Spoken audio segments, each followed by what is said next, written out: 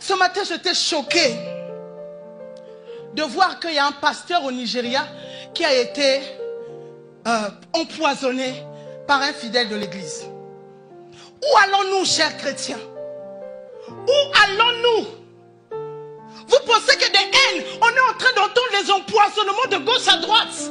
On est en train d'entendre les gens, c'est-à-dire le mauvais cœur s'exprimer auprès des chrétiens. Vous pensez que d'où ça vient?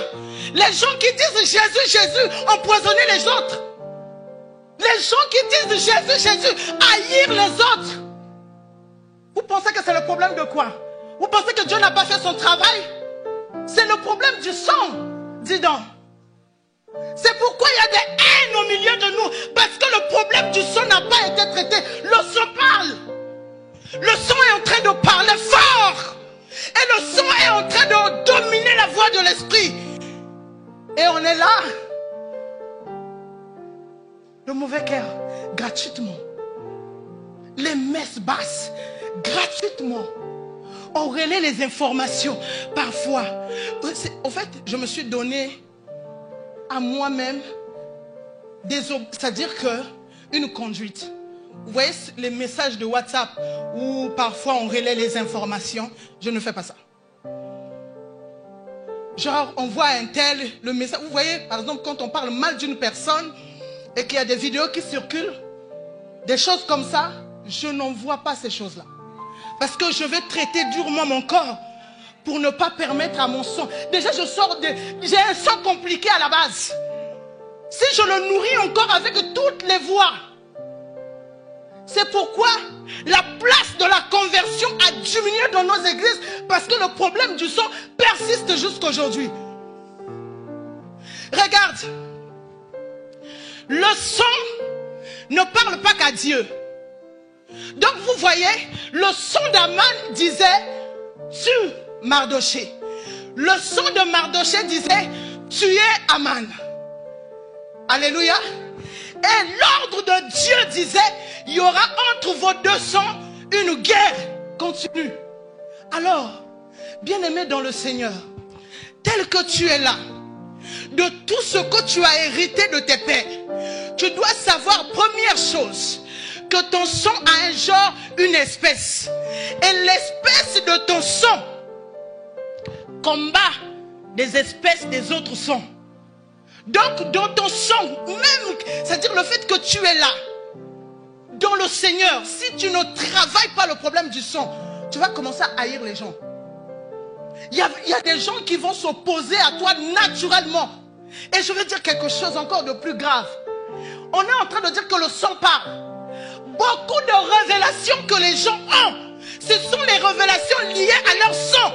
Ce n'est pas le Saint-Esprit qui parle, c'est leur sang qui parle. Et ils disent, Dieu m'a dit, ce n'est pas Dieu. Pourquoi? Parce qu'en vous, il y a des compartiments. Il y a l'esprit, il y a l'âme et il y a le corps. L'esprit étant sauvé, votre âme qui est en train d'être sauvée est en train de loger encore les histoires de vos aïeux. Et parfois, votre âme parle. Et vous croyez que c'est Dieu qui parle. Beaucoup de Dieu m'a dit, ce sont le sang qui dit. Parce que le sang a un discours. Le sang te dit, méfie-toi de Karine. Et naturellement, tu crois, oh Dieu m'avait dit, mais ce n'est pas Dieu, c'est ton sang. Parce que ton sang sait que si tu fais alliance avec Karine, il y aura quelque chose qui va se passer. C'est pourquoi on a des haines dans les églises. Parce que les gens n'ont pas traité le problème du sang. J'ai entendu le témoignage d'un homme de Dieu que j'aime beaucoup. Cet homme de Dieu disait qu'il a une grande église en Côte d'Ivoire. Et des églises aux États-Unis, un peu partout. Et cet homme de Dieu disait qu'à chaque fois, sa femme lui disait, si tu ne veux plus de moi, renvoie-moi chez mes parents. J'étais bien chez mes parents. Il y a des gens qui ont vu les mariages des autres, n'est-ce pas?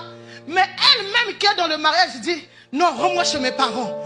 Et puis par la suite, le Seigneur a fait révéler à son mari que c'est la voix du sang qui parle. Parce que dans cette famille-là, les femmes n'avaient pas droit d'être heureuses dans le mariage. Vous êtes bien à un âge donné, le sang commence à parler. Ah, Ah non, lui c'est pas un bon mari. Tu l'as supporté depuis des années. Ah lui là, ça sert à rien de continuer. Le mieux ce serait que chacun prenne sa route. Alléluia. Mais ce que tu ne sais pas, c'est que ton son est en train de parler. Tel que tu es là sans rien dire, il y a ton son qui crie célibat, célibat, célibat. Même ça peut arriver que tu te maries. À un moment donné, la voix va parler tellement fort et que tu seras obligé de te séparer. Le combat du son, c'est un combat très grave qu'il ne faut pas déconsidérer. Alléluia. Maintenant, même dans ton son, il y a des voix qui disent, non, imagine, tu es dans un emploi, tu es bien payé, tu es bien. Mais par moments, les collègues se lèvent. C'est-à-dire, ils commencent à dire des mauvaises choses sur toi. Et toi, tu dis, non, je démissionne. Je vais partir dans un endroit où je serai apprécié. On va considérer ma valeur. Mais parfois, tu vas démissionner alors que c'est ton son qui t'a incité à démissionner. Pourquoi? Parce que ton son ne veut pas que tu atteignes la gloire qui est liée à ce travail. Vous avez entendu l'histoire de Paul. Paul avait le Saint-Esprit, mais la Bible dit, lui-même Paul dit, Dieu a envoyé un ange de Satan. Dieu a envoyé un ange de Satan. C'est-à-dire un ange de Satan est venu rentrer en lui. Et les théologiens disent qu'il était courbé. Et c'est par rapport à ça qu'il était courbé.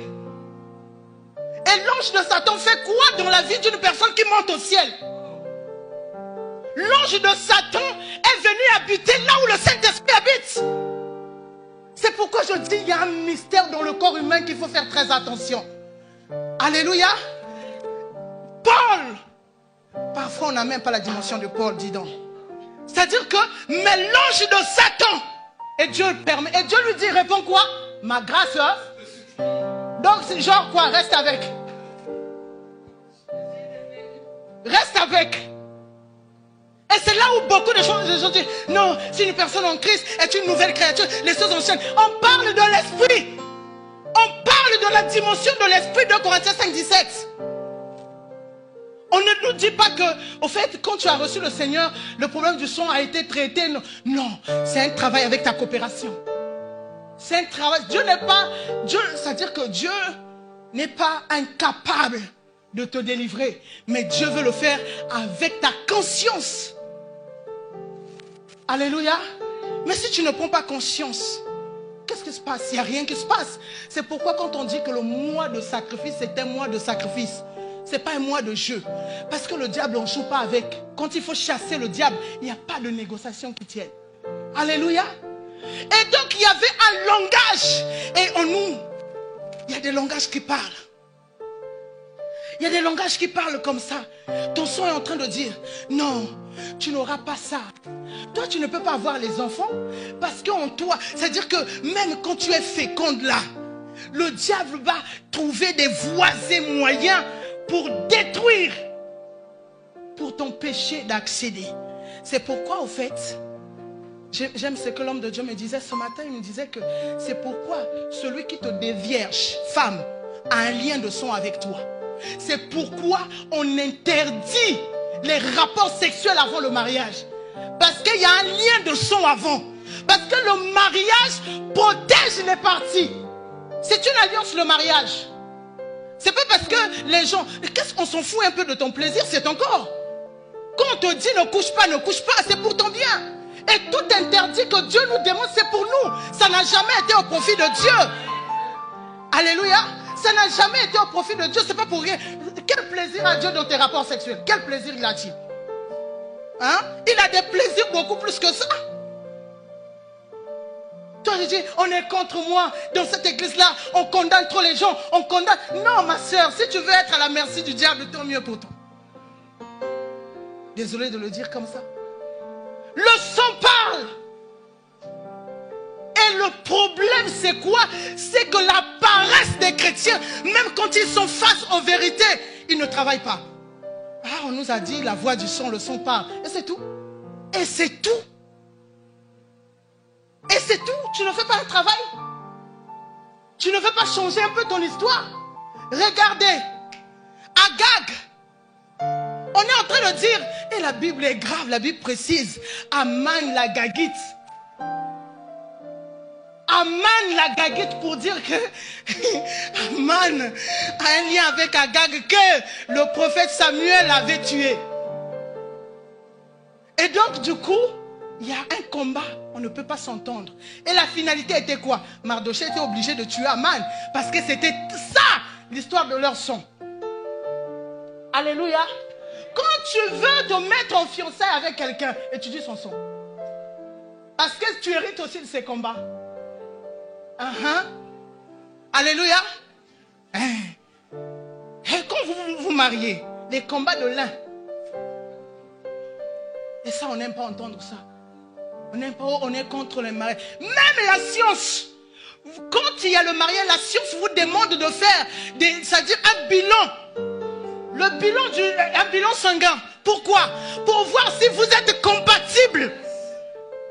Et quand on parle de la compatibilité spirituelle, vous dites, oh non, non, non, non, non. Il faut faire très attention. J'ai vu, hier encore, on me racontait cette histoire. Une jeune femme. Tous les hommes qu'elle épouse meurent. Alléluia. Peut-être la pauvre ne s'est pas rendue compte de son combat. Mais ce n'est pas parce que vous ne vous rendez pas compte de votre combat que le diable ne va pas vous combattre. C'est ça le problème.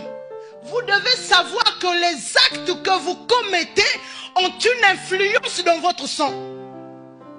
Ce que vous faites, c'est pourquoi la Bible parle de l'iniquité. L'iniquité, c'est un péché, mais qui devient pratique. Tu commences à pratiquer le péché. Ça veut dire que là où tu es là, tu ne commets pas par erreur, mais ça devient quelque chose de pratiqué. Le problème, c'est quoi? Quand vos aïeux ont eu l'habitude de commettre des pratiques, cela épouse vos gènes. Et ce qui va se passer, c'est quoi? Cela, c'est-à-dire, s'infiltre ou rentre dans votre sang. Et les pratiques des pères deviennent des pratiques des enfants. Et ça devient quoi? Ce qu'on appelle les gènes. Et c'est ça ce que la Bible parle, l'iniquité. Parfois tu es là, tu es en train de commettre quelque chose. Mais quand tu remontes plus loin, c'est quelque chose qui vient de très loin. Et c'était l'histoire d'Aman et de Mardochée. Ils sont nés dans une période où ils n'ont pas connu ces pratiques de combat et de guerre. Mais quand ils se rencontrent les deux, la puissance de l'iniquité a parlé chez l'un comme chez l'autre. Et les pratiques ont commencé à parler. C'est pourquoi faites très attention aux habitudes. Il y a des habitudes qu'il ne faut pas faire. Parce que votre sang vous pousse aux habitudes. Parfois, tu te masturbes. Tu ne sais pas que tes parents ont eu à le faire. Dans leur jeunesse. Toi, tu trouves que non, c'est quelque chose. Par ces derniers temps, le Seigneur m'a beaucoup parlé d'un péché caché. Le péché des pensées. Au fait, vous savez, le péché des pensées, on ne le voit pas. Quand tu vois quelqu'un, tu vois la personne, elle est sainte. Mais si on t'ouvre juste un peu ce qui est dans sa pensée, mais quand tu remontes plus loin, tu vas constater que les pensées que la personne a, ses parents ont eues. Mais le problème c'est quoi? On a honte de dire nos pensées. C'est pourquoi Jésus a dit, celui qui convoit simplement, tu ne vas pas dans l'acte, mais tu convoies simplement, il considère que tu as déjà péché. Parce que beaucoup de personnes ignorent que ce qui se passe dans leurs pensées sont aussi comptabilisés comme péché. Et beaucoup de pratiques de l'iniquité sont cachées dans les pensées. La première place où la voix du sang parle contre vous, c'est dans vos pensées. On est bien calme aujourd'hui. Alléluia. Encouragez-moi, sinon j'arrête là.